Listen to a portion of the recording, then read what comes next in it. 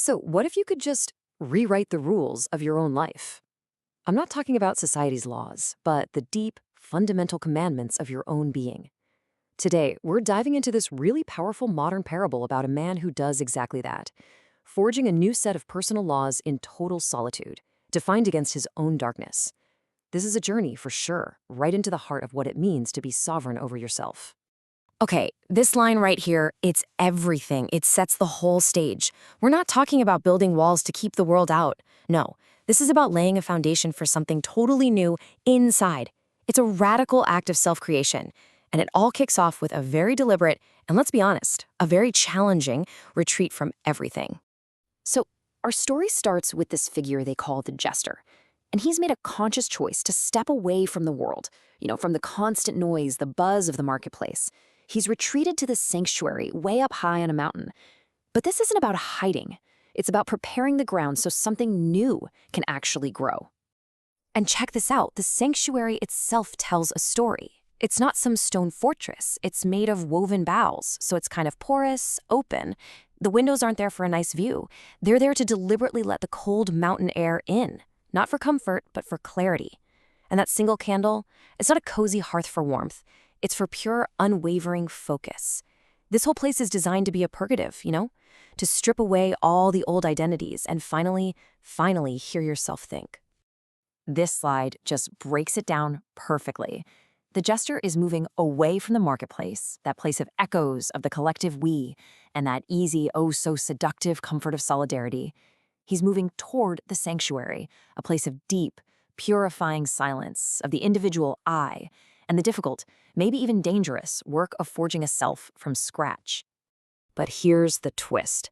Just as he's settling into this incredible solitude, we find out he isn't entirely alone. There's a shadow, and it's described as autonomous, a spectral sentinel that's just pacing the clearing. This isn't just a bad mood or a fleeting thought. It's a constant external presence. And right there, the central tension of the whole story is set. And this is absolutely crucial. The shadow isn't some enemy he has to defeat. It's the adversary, a necessary counterpart. It's the friction, the resistance that the jester needs to sharpen his new laws. His own light is literally defined in direct contrast to this ever-present darkness. Without the shadow, his commandments would be dull. They'd have no edge. So the stage is set.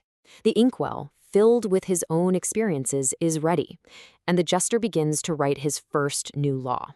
And this one, it completely redefines our relationship with being alone. All right, let's dive into law number 1. The commandment of selective solitude. Wow, what a powerful image, right? Yourself isn't a public park or a cozy little inn. It's a temple, and just like any sacred space, it needs to be emptied out sometimes to keep it, sacred. You got to clear out all the other voices, all the other influences, just so you can hear your own truth again.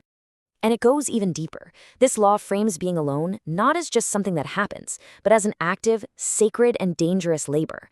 It's a direct challenge to reject the easy comfort of the group, what the parable calls the temptation of the playground, especially when that solidarity is really just a way to avoid facing the silence inside. The story suggests that the path to becoming that self-mastered individual, the Übermensch, isn't found in the we, but in the I that has learned how to stand completely on its own.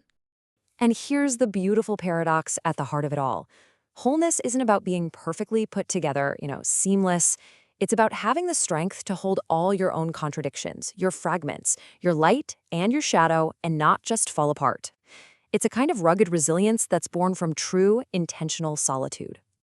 Okay, so if the first law is all about creating that sacred inner space, the second law is about what you find in there, especially the darker, more difficult parts. And now for the second law. The sacrament of the shadow. Now this is a radical idea. It's a complete departure from most modern thinking.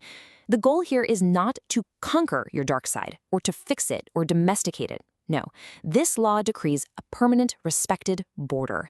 The light and the dark are like two sovereign nations inside you, and each one gets to rule its own territory. And look how this works. It's not a master-slave relationship. It's a cooperative duality. Your conscious will, that's the lawgiver. It provides the direction, the plan. But the shadow, your primordial instincts, your aggression, your untamed power, that provides the teeth. It brings the force. One is the lawgiver, but the other is its peer, its equal, its necessary partner. All right, we're at the final and maybe the most profound law. So the inner temple is cleared, the inner powers are balanced.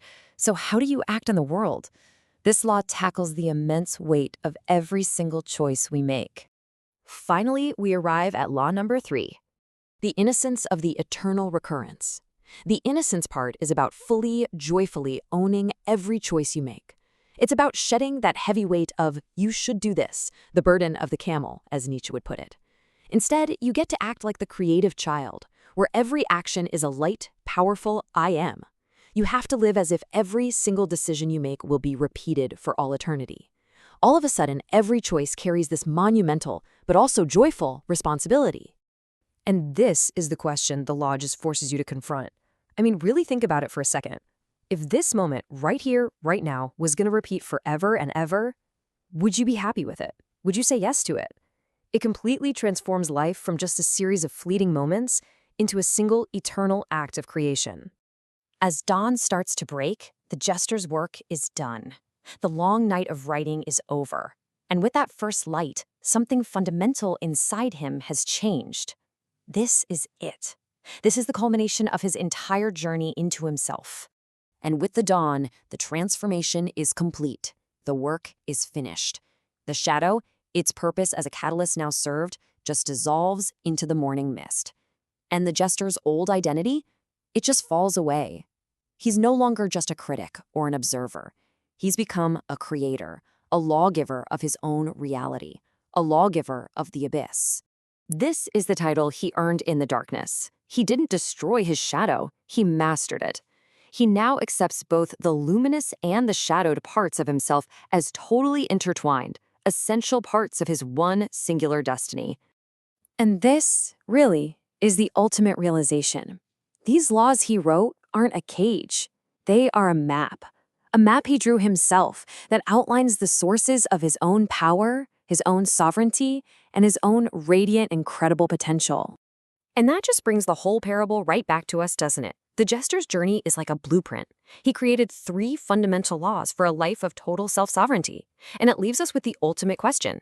If you were to retreat into your own sanctuary to write your own laws, what in the world would be on your map?